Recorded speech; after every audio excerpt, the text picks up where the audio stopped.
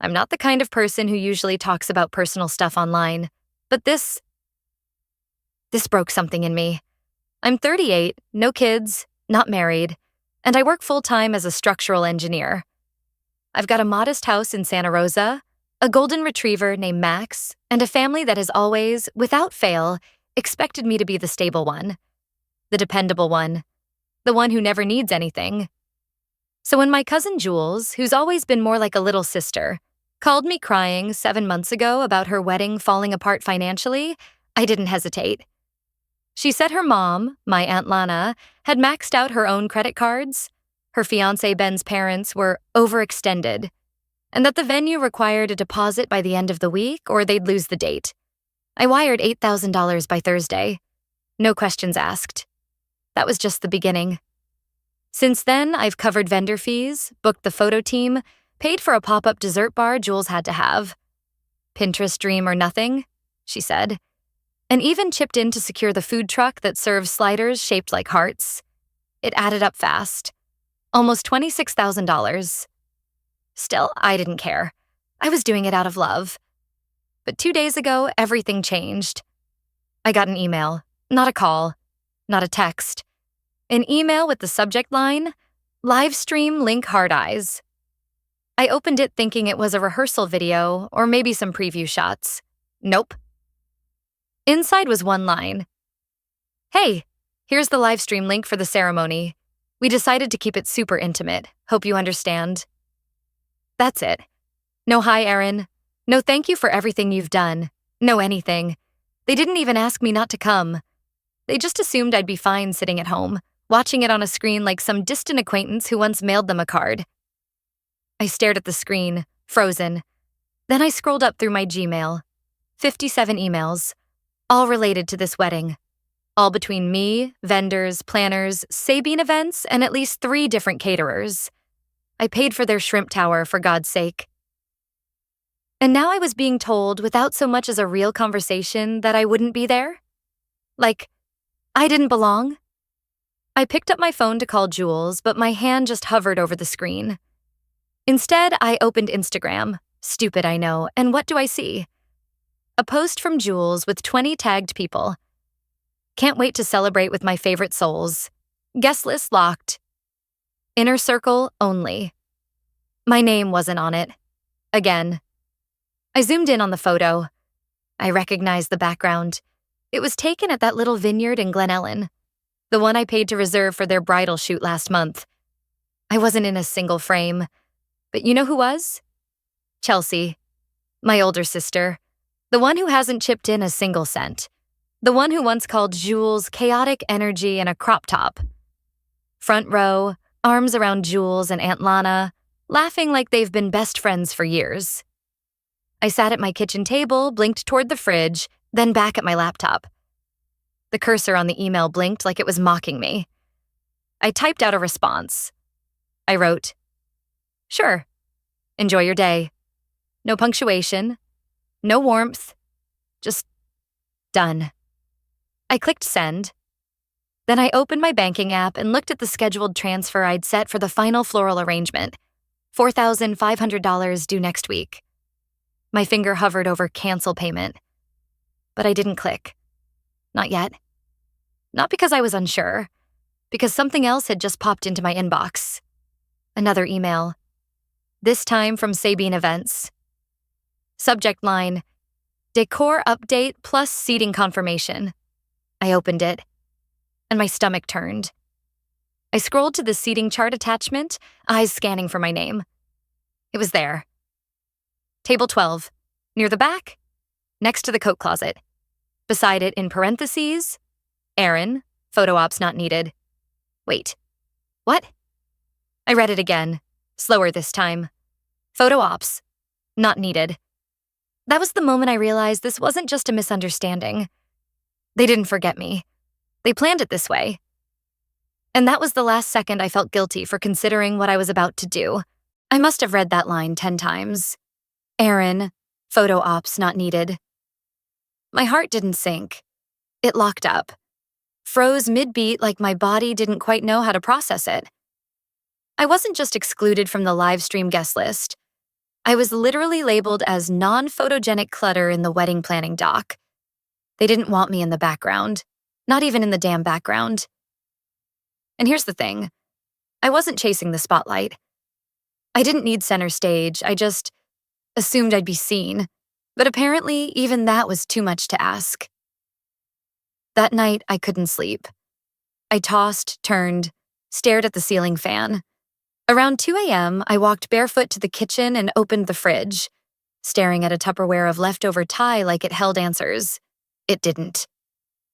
So I opened my laptop instead, pulled up my email, found the old receipt from when I paid Sabine's full retainer.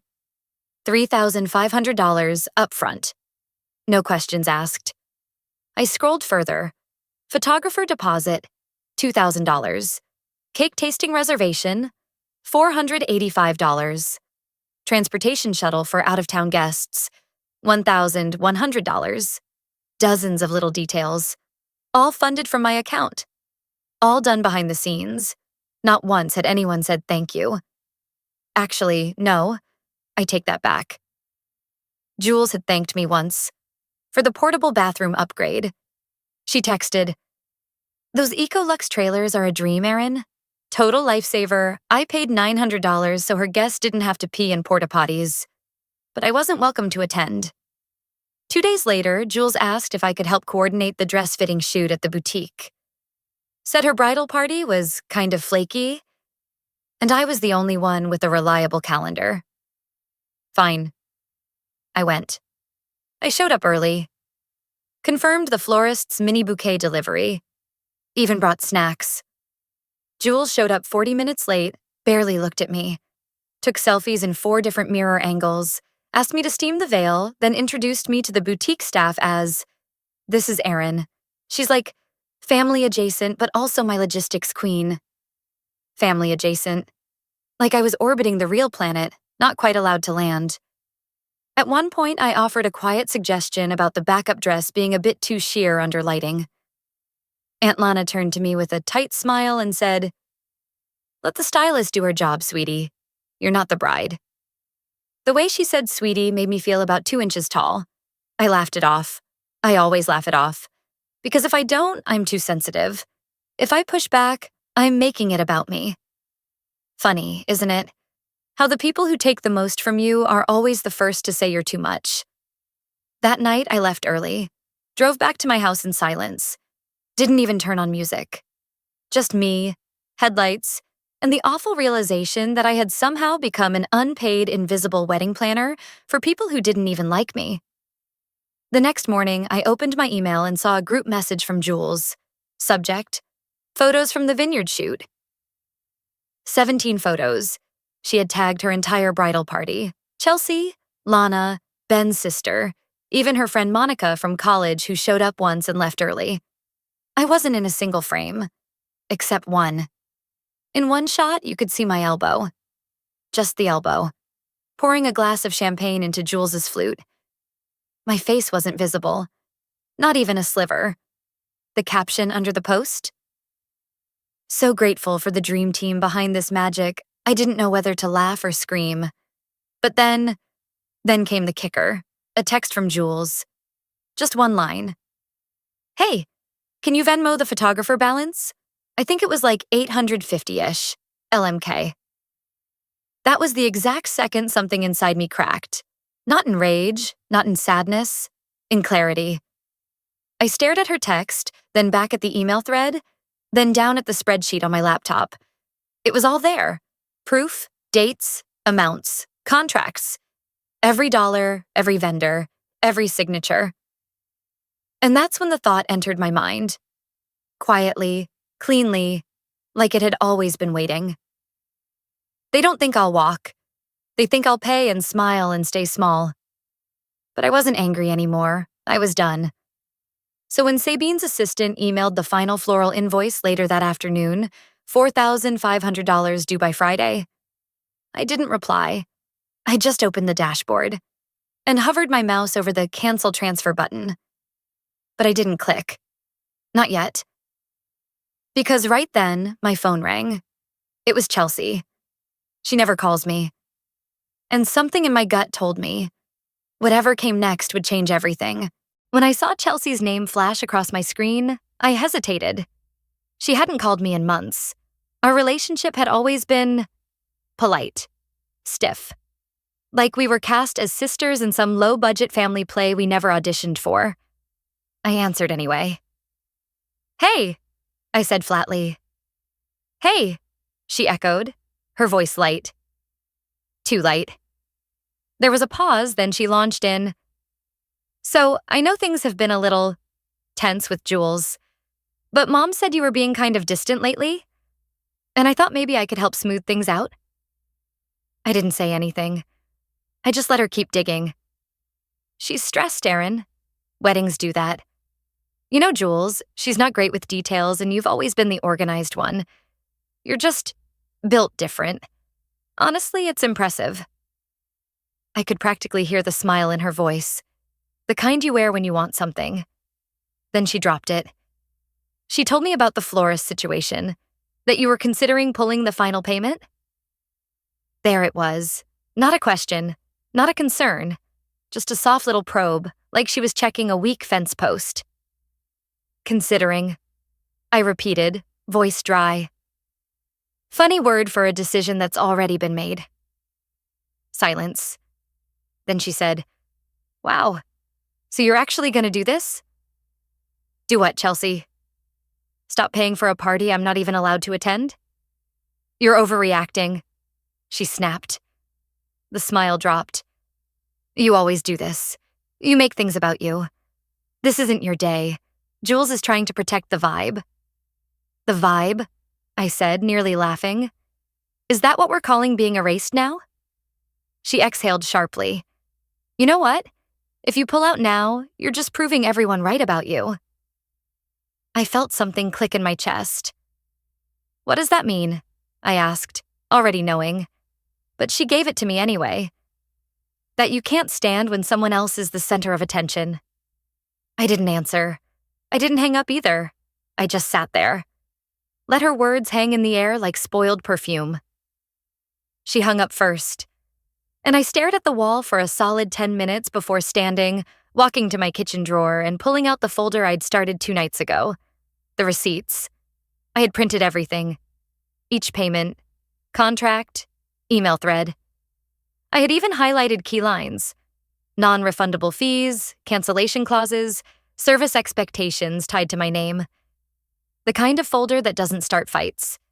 The kind that ends them. By the time the sun dipped low, I'd already canceled the $4,500 floral payment. Then the lighting install. Then the custom signage order Jules was so obsessed with. Her Pinterest aesthetic. I wasn't being petty. I was being precise. But that wasn't the twist. That came the next morning. I was sitting on my patio with a cup of coffee, trying not to replay Chelsea's voice in my head, when I got a call from Sabine Events. Not her assistant. Not her intern. Sabine. Herself. "Hi, Erin," she began. Her tone was cautious, too polished. "I wanted to touch base because we've received notifications this morning about multiple vendor cancellations linked to your account. I just wanted to confirm directly that these are intentional." I kept my voice even. "They are." Another pause. "Well, I also wanted to make you aware. Jules and Lana have asked us to transfer all event oversight and financial responsibility to Jules's fiancé, Ben." Now that made me blink. "Excuse me?" I asked. "They've submitted a written request to reassign all contracts under a new party. They claim you were never meant to be the primary point of contact." There was a long silence on my end. Not out of shock, but because I'd just remembered something. Something crucial. A week ago, Jules had asked me to sign a revised vendor coordination form, claiming Sabine's office needed consistency on file. I didn't sign it. I'd skimmed it, and realized it was a full transfer of authority, but I never sent it back. Sabine continued, "I just wanted to clarify. Since you never signed the reassignment, and since the original contracts were paid from your accounts, we're still legally bound to you." I smiled. Not wide. Not cruel. Just enough to feel my spine straighten a little. Thank you, Sabine, I said. That's all I needed to hear. I ended the call, stood up slowly, and walked to my laptop. Opened the folder I'd labeled for clarity. And that's when it hit me. They weren't just trying to push me aside. They were trying to rewrite the whole story, without me in it. And they thought I wouldn't notice. But they forgot who signed the contracts. They didn't just cut me out. They tried to erase me. Quietly, smoothly, like I was a typo in a family scrapbook they could crop out with one clean snip. But here's the thing. No one ever seems to understand about quiet people. We don't explode. We calculate. And when we finally move, it's surgical. After the call with Sabine, I didn't react. Not outwardly. I didn't pace. Didn't scream. I just closed my laptop, picked up my folder, and drove straight to the bank. I wore jeans, a plain tee, no makeup. Nothing flashy. I didn't need to look like I meant business. I was business. Carlos, the branch manager, recognized me right away. "Miss Maddox, good to see you," he said with that professional calm they train into people who handle large amounts of other people's money. I sat down across from him, opened the folder, and slid it forward. "These are the contracts tied to my account," I said. "I'd like to formally cancel the remaining scheduled payments, effective immediately." He glanced through the documents, then looked back at me. "You're aware there may be penalties?" "I am," I said. "I've accounted for that." He paused, then asked quietly, "Would you like us to notify the vendors?" I shook my head. Number let them hear it from the silence. Within 25 minutes, it was done. No more cake delivery. No more second shooter for the videography team. No more shuttle service for the wedding guests. No more event insurance. No more sound system. It was like unplugging a machine and watching the lights go out one by one. I walked out of the bank later. Not gleeful. Not smug. Just grounded. Like my backbone had finally grown back. Back home, I didn't post. Didn't text. I just made tea, opened a book, and let the silence settle. But silence never lasts long in families like mine. By noon the next day, my phone buzzed with a message from Aunt Lana. No greeting, no context. Just, "What did you do?" Then from Jules 5 minutes later, "You're ruining everything. Fix it." I didn't reply, because they didn't want answers. They wanted submission. But the real explosion came later that afternoon. I was folding laundry when my cousin Taylor, one of the few family members I still trusted, sent me a screenshot. It was a post from Jules's private Instagram story. A picture of her sitting alone in the bridal suite, makeup half done, hair curled on one side, mascara smudged. Caption: "Sometimes the people closest to you want to see you fall, but love wins." Then the kicker. She tagged Chelsea. Not me. Not a thank you. Not a correction. She rewrote the entire narrative. In her story, I was the bitter sister figure who sabotaged her dream out of jealousy. Chelsea liked the post. Of course she did. I stared at the screen, hands cold, throat tight. And then I laughed. Not because it was funny, but because of what I was holding in my other hand. A letter. A real physical letter. Signed and sealed, ready to be delivered. It was addressed to Sabine. Inside, a legal notice of withdrawal of financial sponsorship, documentation of breach of verbal and written agreement, and an instruction to cease all services tied to my payments. But it wasn't just a courtesy copy. It was a trigger. Because in the event that services couldn't be provided as contracted, vendors were instructed to halt operations immediately. I called a courier, paid extra for same-day hand delivery. By 4:30 p.m., Sabine had the letter in her hand. By 5 p.m., the florist had left the venue. By 5:15 p.m., catering stopped prepping. The cake never arrived. The decor team packed up their gold chairs and left 2 centerpieces half-finished in the loading dock. The rehearsal dinner never started. There wasn't one. But that wasn't the twist. That came when Chelsea called me. Panicked, voice trembling, You don't understand, she said. The venue won't go forward without full compliance. The contract's void. They're shutting it down unless someone shows proof of payment by midnight. I stayed quiet. And then she said the line that made every cell in my body lock into place. Aaron, please. Jules is begging. She didn't think you'd actually do it. Exactly. They never thought I'd follow through. They thought I was safe to exploit, too loyal to leave. But I wasn't angry anymore. I was free. And I was done. Chelsea's voice cracked again on the other end of the call. Please, Aaron, just talk to Jules. She's not okay. I didn't answer right away, because I was standing in my living room holding a glass of water, staring at the notification I'd just received. Venue contract terminated, event officially canceled. The line had been drawn. Not in sand, not in pencil, but in ink, legal, irrevocable. I had left them no loophole to wiggle through. No favor to call in. No plan B they could activate at the 11th hour. They bet everything on the assumption that I'd stay quiet, that I'd swallow the insult, pick up the check, and smile in the background like I always had. But the background was never mine, and I finally stopped paying to stand in it. I heard Chelsea exhale into the phone, long and shaky. You know what she's saying now, right? She muttered. She's telling people you did this to sabotage her life. I laughed, but there was no joy in it. No, I said quietly. I did this to reclaim mine. I hung up. The fallout came fast. By Sunday morning, family group chats were popping off like firecrackers. Jules went radio silent on Instagram. Story highlights gone. Profile turned private. No new posts. Aunt Lana sent a lengthy text to the extended family painting me as volatile and emotionally unpredictable. She conveniently left out the part where I'd funded 70% of the wedding they now had to explain didn't happen. Vendors started calling them for payment. Turns out, when you try to shuffle legal contracts into someone else's lap without the original signee's consent, things unravel fast. The florist filed a small claims case. The planner issued a cease-of-service letter citing material breach.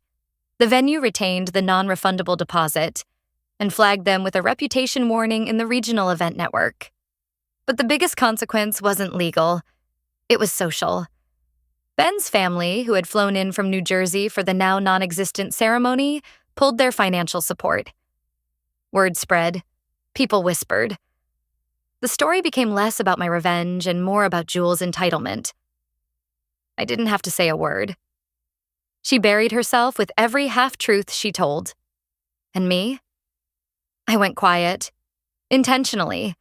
I didn't post, didn't defend, didn't explain. Because I finally understood the most dangerous kind of silence isn't the one that hides the truth. It's the one that ends the performance. The following weekend, I packed a bag and drove up to Mendocino. No phone, no agenda. Just the cliffs, the cold wind, and the sound of waves crashing like they were breaking things I didn't need anymore. I stood on a bluff, looked out at the water, and whispered to no one in particular. I didn't ruin anything. I just refused to keep building what was already collapsing. And that's what stayed with me. Not the drama, not the cost, but the shift, the line I drew, and kept. Sometimes the people who call you too much are just mad you finally said enough. Being dependable doesn't mean being disposable. And silence might keep the peace. But it also invites erasure. I'm not bitter. I'm just done. If you've ever been the one holding everything together, and then watched them blame you when you finally let go, I'd really like to hear your story in the comments. You're not alone in this. And if this story made you feel a little more seen, maybe stick around. I've got more. Until next time, be gentle with yourself. You deserve to take up space.